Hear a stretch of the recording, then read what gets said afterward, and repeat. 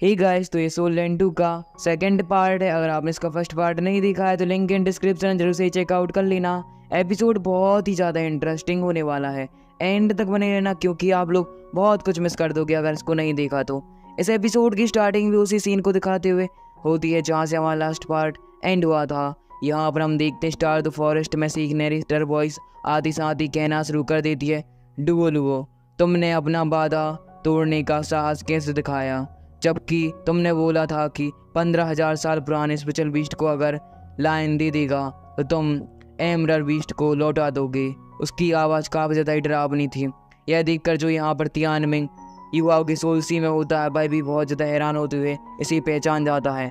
यह बोलता है यह तो स्टार द फॉरेस्ट है, मतलब स्टार द फॉरेस्ट का नाम जिस पर रखा गया बाय स्पेशल बीस्ट, यानी कि स्टार द फॉरेस्ट का गॉड। यह यहाँ का सबसे ज़्यादा ही पावरफुल बीस्ट है जो कि रैंक लिस्ट की नंबर 1 पर आता है। जैसे ही वह वहाँ पर अपनी किसी प्रकार के टेलीपोर्ट सिनेरियो को क्रिएट करना शुरू हो जाता है, डुओ लुओ की फटके हाथ में आ चुकी थी। वह समझ जाता है कि यहाँ से निकलने में ही भलाई होगी, अन्यथा हम यहाँ पर मारे भी जा सकते हैं। हमें इस किंग बीस्ट का नाम ब्लैक डेबल बीस्ट पता चलता है जो कि स्टार द फॉरेस्ट का मालिक ही है। जबकि हम देखते हैं कि डुओ लुओ ने टेलीपोर्ट सिनेरियो के माध्यम से अपने सेक अकेडमी में अपने स्टूडेंटों के साथ टेलीपोर्ट कर गया होता है। हमारा सीन यहाँ से कट हो जाता है, हमें सेक अकेडमी में दिखाया जाता है जहाँ पर हम देखते हैं कि युवा डुओ लुओ के साथ में मिस्टर मू यानी कि होली ट्री के पास में आ चुका था। जैसे ही वह गेट को ओपन करते हुए कहता है, मास्टर मैंने अपनी 3rd सोल रिंग को प्राप्त कर लिया है। वह अपने सामने मिस्टर मू को काफ़ी ज़्यादा ही खराब हालत में देखता है। डुओ लुओ पास में जाते हुए मास्टर यान से पूछता है कि आखिरकार क्या हुआ है। मास्टर यान बताना शुरू कर देते हैं कि 11 बहुत ज़्यादा पावरफुल दुष्ट वॉरियर्स ने हमारे सेक अकेडमी पर हमला बोल दिया था।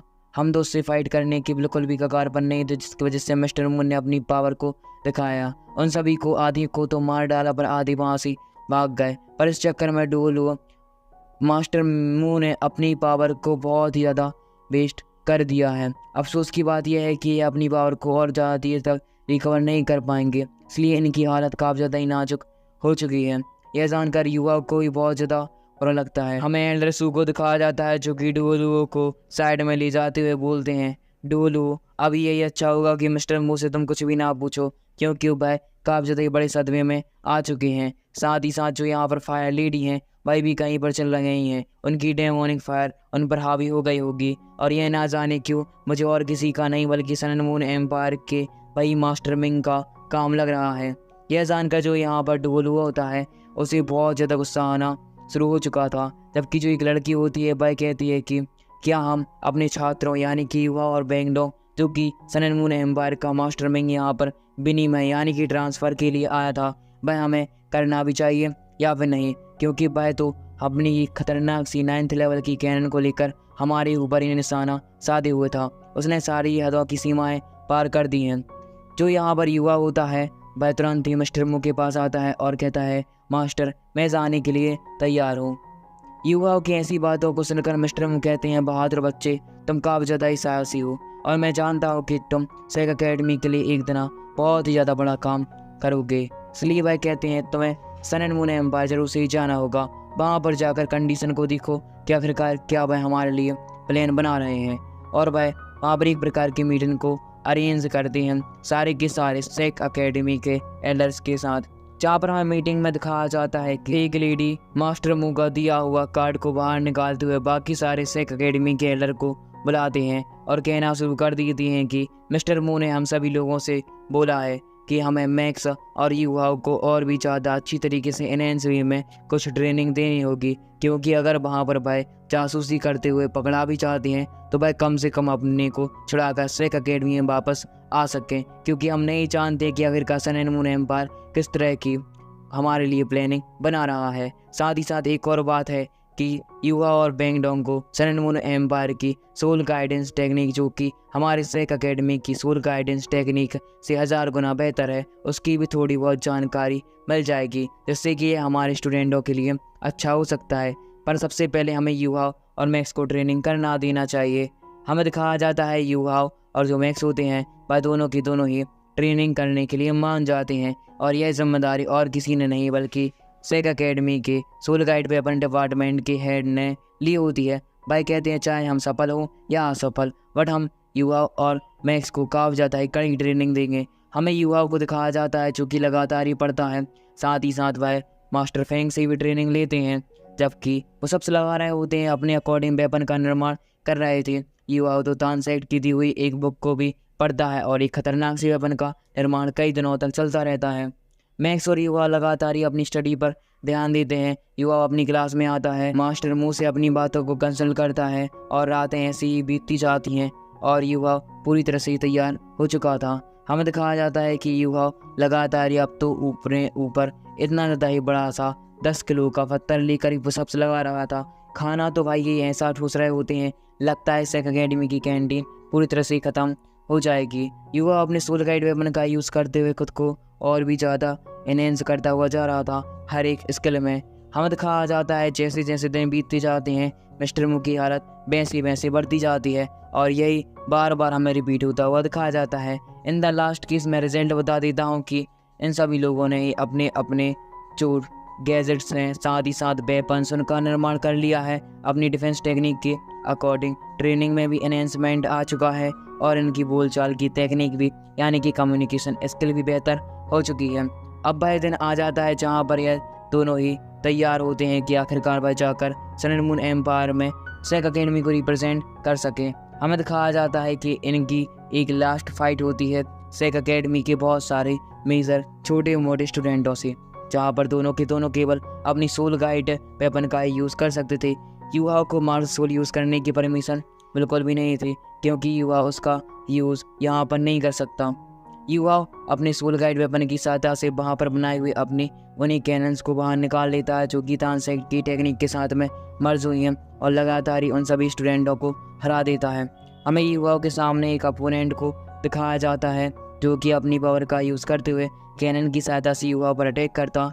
युवा अपने सोल गाइड वेपन से उसको बाहर निकालते हुए वहाँ पर चलता है। साथ ही साथ चलते चलते उसने किसी प्रकार के फ्री फायर अगर आप खेलते हैं तो आपको लैंड माइन के बारे में थोड़ा बहुत जानकारी होगी। उसी प्रकार के एक सोल गाइड वेपन को फेंक देता है रास्ते में और बचते बचते जा रहा था। एक बार तो वह बार बार बच जाता है क्योंकि वह लेजर बीम युवा को टच करने वाली थी। युवा अचानक से एक सोल गाइड वेपन का यूज़ करते हुए फ्लाई करते अरेना के ऊपर आ जाता है और जैसे ही वह चुटकी बजाता है लैंड माइन वहाँ पर विस्फोट हो जाते हैं। दूसरी तरफ और किसी को नहीं बल्कि मैक्स को दिखाया जाता है जो कि अभी भी अपनी पावर का यूज़ कर रहा था। तभी युवा नेक्रोमेंसर की आइस का यूज़ करता है क्योंकि उसे अपनी डिस्ट्रक्शन एबिलिटी का यूज़ भी करना था कि आखिरकार भाई कितनी ज़्यादा रेंज बढ़ चुकी है।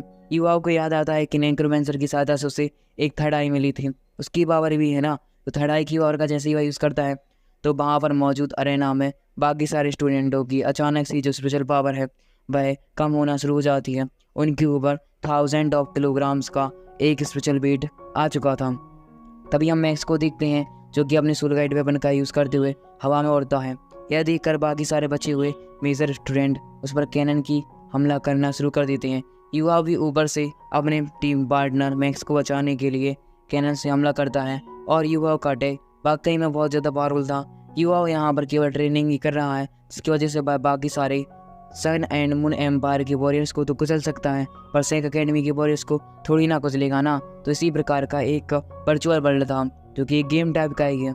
हमें दिखाया जाता है कि जैसे इनकी ट्रेनिंग ख़त्म हो जाती है मास्टर फेंग युवाओं और मैक्स को एक तरह से सम्मान देते हैं और वह बोलते हैं युवाओं और मैक्स तुम दोनों ही ने ही अपनी ट्रेनिंग को कंटिन्यू कर लिया है, अब वक्त आ गया है। और हमारा सीन यहाँ से कट होकर शाम के वक्त आता है जहाँ पर हम नदी के सामने मैक्स और युवा को बैठा हुआ देखते हैं। युवा कहता है मैंने अपने 40 लेवल को अपग्रेड कर लिया है, साथ ही साथ 2 साल बीत गए हैं। भाई ये बात तो सुनकर मैं भी बहुत ज़्यादा हक्का बक्का रह चुका था। अब 2 साल और कम हो गए हैं सोल लैंड 2 की सीरीज़ के, जबकि हमें दिखाया जाता सीरीज़ में यार टेंशन मतलब मैं एक बात बता दूं सोल लैंड 3 भी आ चुकी है और 4 अभी रिलीज़ हुई है। आपको कैसे पता, सॉरी मुझे कैसे पता, कॉमिक में पढ़ता हूँ सोल लैंड 2 की पर कंप्लीट हो ही चुकी है, 3 की आधी से ज़्यादा हो गई है और 4 अभी स्टार्ट नहीं किया है। तो टेंशन मतलब सोल लैंड 2 और 3 एक सीरीज़ कभी भी ख़त्म नहीं होने वाली है, एक के बाद एक आते ही जाएंगे।